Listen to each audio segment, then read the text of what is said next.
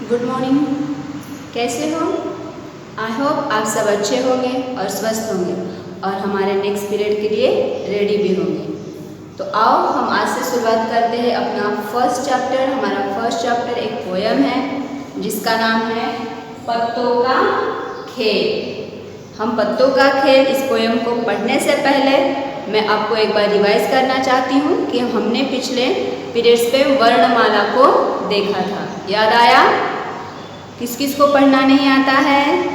जिनको पढ़ना नहीं आता है वो पहले वर्णमाला को याद करेंगे और उसके बाद उस वर्णमाला को नोटबुक के फर्स्ट पेज पर लिखना है। तो चलो हम शुरुआत करते हैं अपने फर्स्ट पार्ट को। आज का हमारा फर्स्ट पार्ट है, पहली कविता है पत्तों का खेल। वैसे तो देखा जाए तो आप सभी लोग घर में कोई ना कोई कुछ ना कुछ खेल खेलते ही रहते हैं। खेल यानी क्या? गेम। और पत्ता यानी क्या? लीव, यानी पेड़ का पत्ता।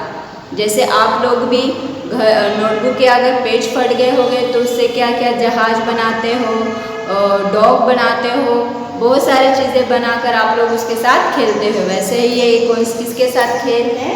पत्तों के साथ का खेल है। और ये कविता किसने लिखी है? किशोर काबरा जी ने। किसने लिखे इस कविता के कवि कौन है? किशोर काबरा। उदाहरण मैं बता दूं आप लोगों को कि जो कविता हो या जो पाठ हो वो जो कोई लिखते हैं उनके नाम लिखना और याद करना ज़रूरी है। अभी आप छोटे क्लास में हो तो आपको पता होगा कि मैम इसका क्या फ़ायदा, लेकिन जब आप लोग बड़े बड़े क्लासेस में जाते हैं वहाँ पर पूछा भी जाता है क्वेश्चन कि इस पाठ के कवि कौन है, इस पाठ के लेखक कौन है, ये किसने लिखा है, चाहे इस लेखक ने कौन सा पाठ लिखा है। ये किसी तरीके से question fill in the blank हो, मैच हो या क्वेश्चन आंसर्स हो, इस जरिए पूछे जाते हैं। इसीलिए हमें क्या करना है? आदत डालना ही है, अभी से शुरुआत करना ही है। तो हम पहले सबसे पहले पोयम को रीड करेंगे। आप लोग मेरे पीछे पोयम को पढ़ना है। तरह तरह के पत्ते लाकर आओ खेले खेल, मैं पीपल का कोमल कोमल चिकना चिकना पत्ता लाऊं और बनाऊं उसका बाजा। पी पी उसे बजाऊं,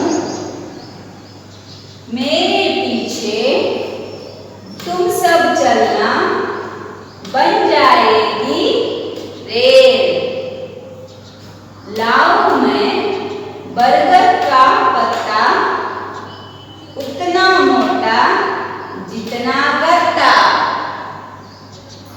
इस पत्ते का पत्र बनाकर भेजूंगा सीधे कलकत्ता। बरगद के पत्ते की चिट्ठी ले जाएगी मेल।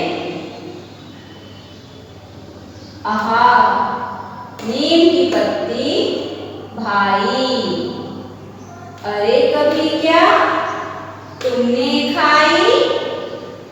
इसकी टहनी दातुन बनती और छाल से बने दवाई।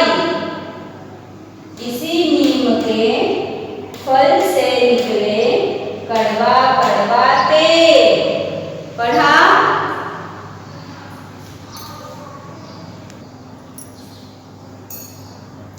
इस कविता को आप लोगों ने पढ़ा मेरे पीछे?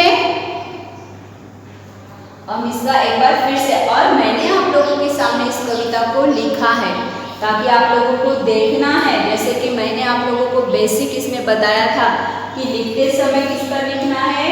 लाइन पर। 1 लाइन की जो नोटबुक है वो लाइन पर लिखना हो और लिखने के बाद ऊपर रेखाएं जरूर देना है।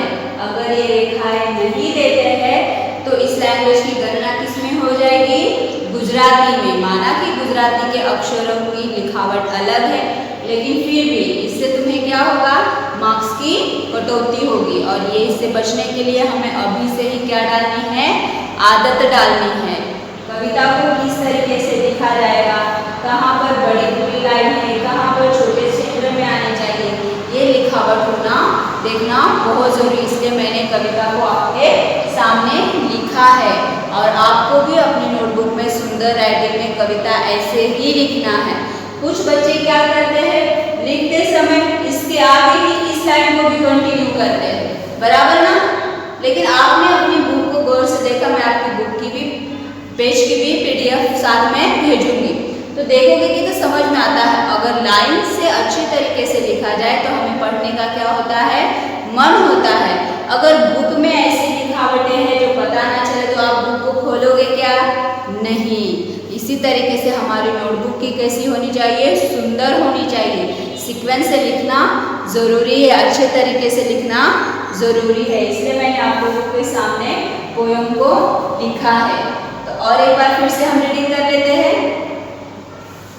तरह तरह के पत्ते लाकर आओ खेले खेल, मैं पीपल का कोमल कोमल चिकना चिकना पत्ता लाऊं और बनाऊं उसका बाजा, पी पी पी पी उसे बजाऊं, मेरे पीछे तुम सब चलना बन जाएगी रेल, लाऊं मैं बरगद का पत्ता उतना मोटा जितना गत्ता, इस पत्ते का पत्र बनाकर भेजूंगा सीधे कलकत्ता, बरगद के पत्ते की चिट्ठी ले जाएगी मैं, आहा नीम की पत्ती भाई, अरे कभी क्या तुमने खाई, इसकी टहनी दातुर बनती और छाल से बने दवाई, इसी नीम के फल से निकले कड़वा कड़वा तेल। रीड किया, इसको एक बार ठीक से देखिए और आप लोगों को रीड करना है। और रीड करते समय हमेशा हाथ में क्या होनी चाहिए, पेंसिल, ताकि आप लोगों को लगे कोई हार्ड वर्ड है या जिसका मीनिंग आप लोगों को समझ में नहीं आया तो इमीडिएटली अंडरलाइन करना और हमसे पूछना। यहाँ पर आप लोगों को समझ में आया, मैंने पोयम रीड की है। और नेक्स्ट पीरियड में हम स्टांजा वाइज को हिंदी में पंक्तियाँ बोलते हैं, बराबर। और ये इंग्लिश में स्टांजा यानी फर्स्ट स्टांजा, यहाँ तक सेकेंड स्टांजा और ये थर्ड स्टांजा। स्टांजा वाइज मैं आप लोगों को एक्सप्लेनेशन और हार्ड वर्ड के मीनिंग के साथ समझाऊंगी। यहाँ तक आप लोगों को सबको समझ में आया। और आप लोगों को क्या करना है, अपनी हिंदी की नोटबुक में इसको सुंदर हस्ताक्षर में लिखना है। और देख देख कर लिखेंगे इसलिए गलती होनी नहीं चाहिए, ग्रामर मिस्टेक होनी नहीं चाहिए। अभी आप देख के लिखोगे तो देख के लिखने से, ध्यान से लिखोगे तो आपके हाथों में वो बैठ जाएगा और बैठ जाने के बाद आप लोगों को लिखने में दिक्कत नहीं आएगी। आई बात समझ में? तो हम इसको एक बार फिर से रीड कर लेते हैं।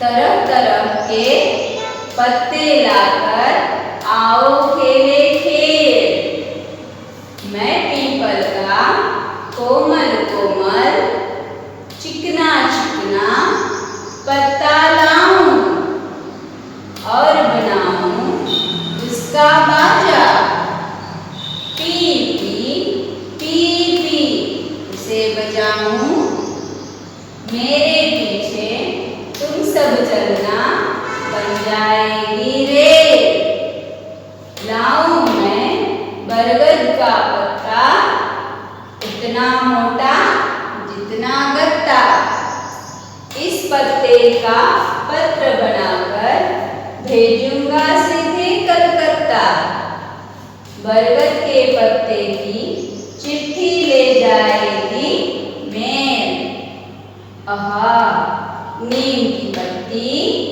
भाई। अरे कभी क्या तुमने खाई, इसकी टहनी दातुन बनती और छाल से बने दवाई। इसी नीम के फल से निकले कड़वा कड़वा तेल। आई होप आप सभी ने मेरे पीछे रीड किया होगा और रीड करते करते आधा तक तो हमें पोयम याद हो जानी चाहिए। तो आप लोगों को सुंदर हस्ताक्षर में लिखकर इस पोयम को याद करना है और हम नेक्स्ट पीरियड्स में स्टांजा वाइज मैं आप लोगों को शब्दों कठिन शब्दों के अर्थों के साथ पोयम को समझाऊंगी। ठीक है, थैंक यू।